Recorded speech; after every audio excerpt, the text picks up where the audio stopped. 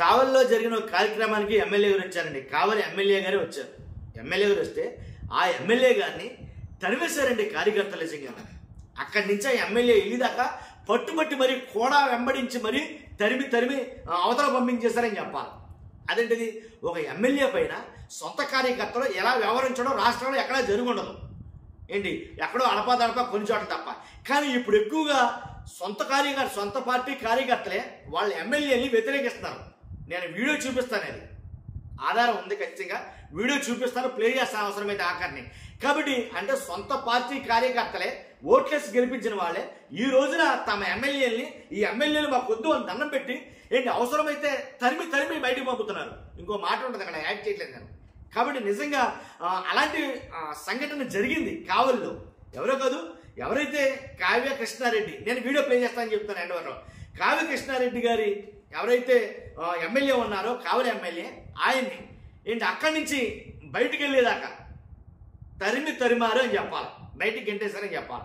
ఎందుకంటే ఎవరైతే ఇంతకు ముందు సుబ్బారాయుడు గారు, మాలపాటి సుబ్బారాయుడు గారు ఎవరైతే ఉన్నారో ఆగ్రోస్ చైర్మన్గా ఆయనకి నామినేటెడ్ పోస్ట్ ఇచ్చారు. అసలు యాక్చువల్గా అయితే 2024లో టికెట్ ఆశించాడు ఆయన. ఆ టికెట్ ఆయనకి ఇవ్వకుండా అనూహ్యంగా కావ్య కృష్ణారెడ్డి గారు ఆ టికెట్ని సొంతం చేసుకోవడం జరిగింది. అప్పటి నుంచి కావ్య కృష్ణారెడ్డి గారికి అలాగే మాలపాటి సుబ్బారాయుడు గారికి వాళ్ళిద్దరి మధ్య చిన్న రగడైతే జరుగుతాను ప్రశ్నించుకోవడం. తర్వాత అక్కడ ఆ నియోజకవర్గంలో తన ఆధిపత్యం ఎక్కువగా కొనసాగాలని, తనే మెయిన్ అని అందరికీ తెలియాలన్నట్టుగా ఈ సుబ్బారాయుడు గారి మీద కొంచెం వేధింపులు కూడా ఎక్కువ చేశారు అనేది మాట్లాడుతున్నారు.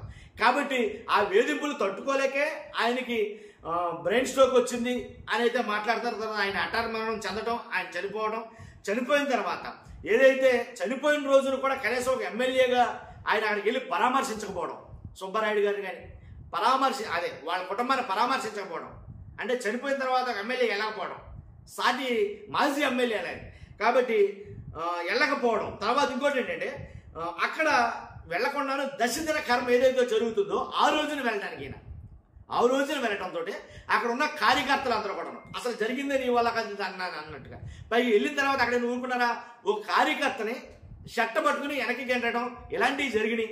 ఆ జరిగిన సంఘటనతో మొత్తం అందరూ చాలా మటుకి ఆగ్రహం కట్టలు తెచ్చుకుంది వాళ్ళకి.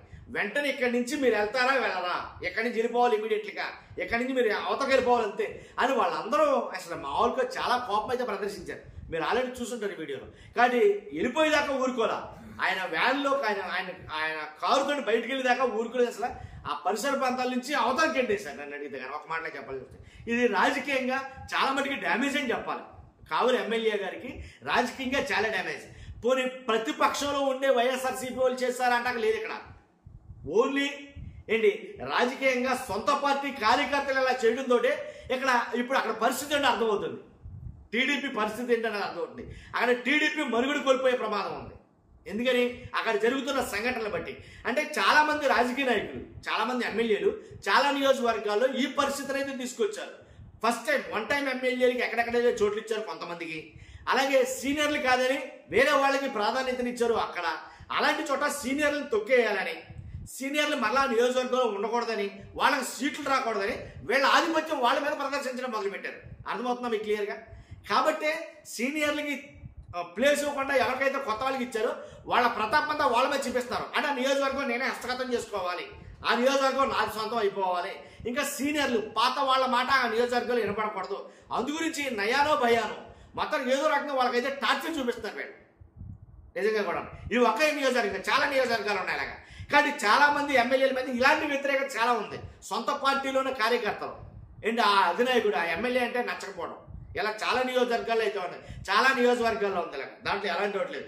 కాబట్టి ఇలా ఉంటే కనుక రానున్న ఎన్నికల్లో ఎలా ఉండబోతుందో మీకు అర్థమవుతుంది. చూస్తున్న మీరు అందరూ ఫస్ట్ లైక్ చేయండి, కొత్తగా మన ఛానల్స్ పక్కాగా సబ్స్క్రైబ్ చేయండి, మీ అమూల్యమైన అభిప్రాయాన్ని కామెంట్ రూపంలో తెలియజేయండి. Thank you very much.